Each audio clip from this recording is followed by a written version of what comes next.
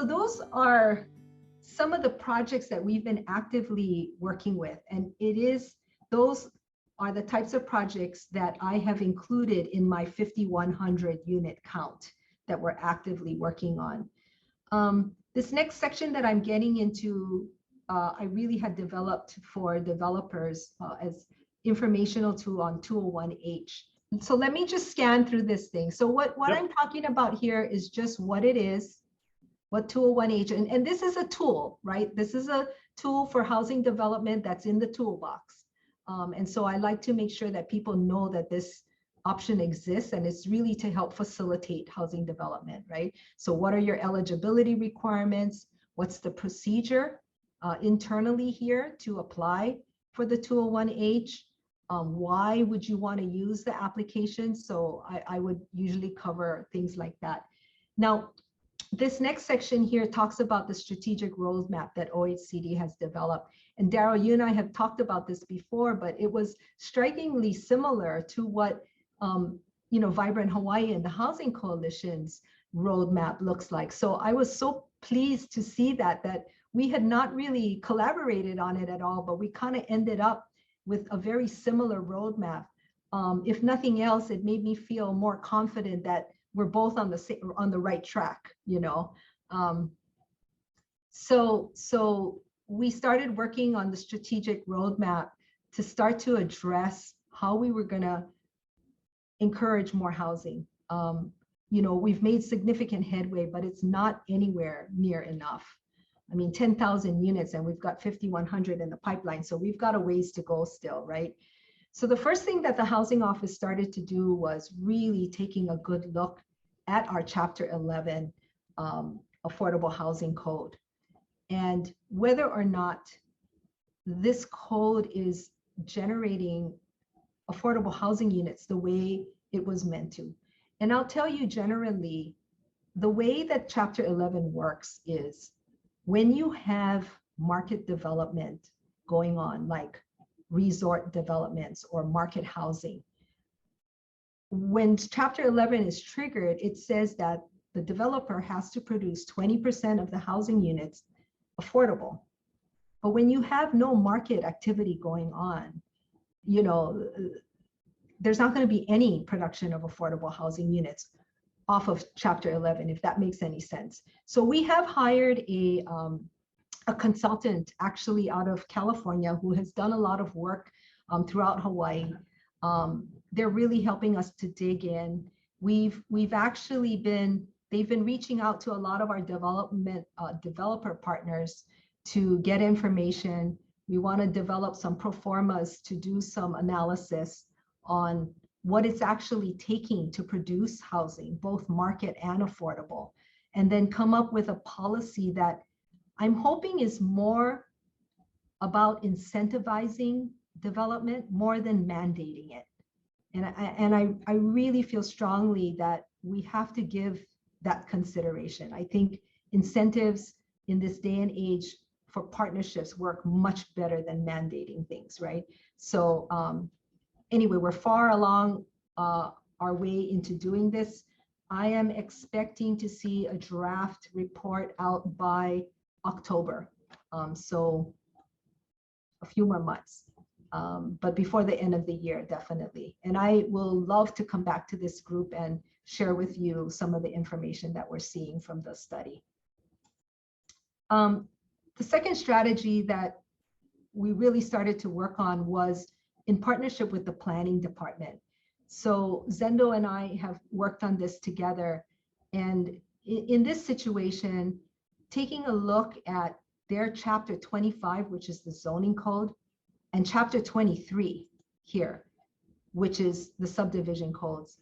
So the planning department has actually also started the process of hiring a consultant to take a look at both chapters for planning, because we know that it has significant impacts on a developer's ability to do housing here.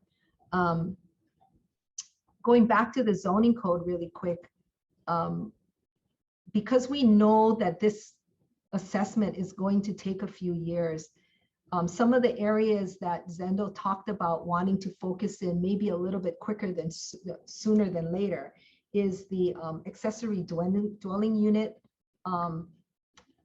part of the zoning code, and this tiny homes, so that we can start to really consider those kind of innovative approaches to affordable housing. So I'm really excited about that. Strategy 3, the use of county and state-owned lands for affordable housing. So my office has already begun to identify and pursue county and state lands. We have about 9 parcels, state land parcels identified, and have submitted a request to the state in hopes that we can get an EO through an executive order, these parcels turned over to the county for us to work on. We really tried to identify parcels that were zoned properly and have access to water and wastewater. So our thought was that with infrastructure connection and proper zoning, finding the right development partner, I think this would really help with their financing, right? And reduce the cost for the developer to produce these housing units. So like I said, I have about 9 parcels that we're already working on. East Hawaii, West Hawaii, there's some in Hamakua area as well. So I'll keep you folks updated on how we're progressing on this as well. In the earlier part of this administration, the county really didn't have resources like funding. Maui and the city and county has affordable housing funds that they can access to provide to their partners. We didn't have that. So this was a really huge resource for Hawaii County to offer, right, when we go to the table.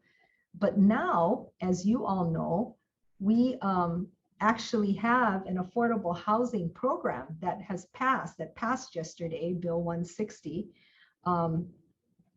So this is actually going to provide the Office of Housing, well, for this particular year anyway, $9 million to support development of affordable housing.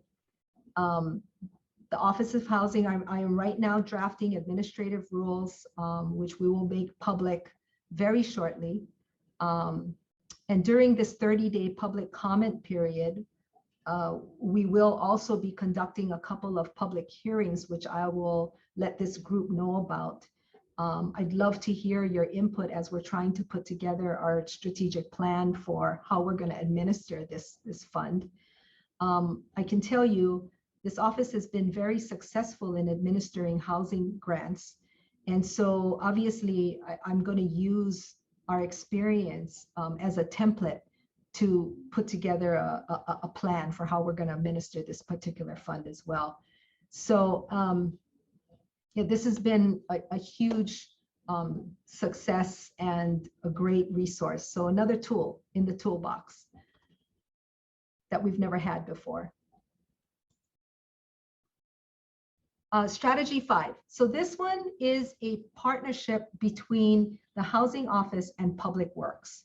And we have already drafted a proposal to Public Works for how we would streamline affordable housing projects and potentially an administrative approval process for planning and permitting for 100% affordable housing projects, because we all know time is money, right?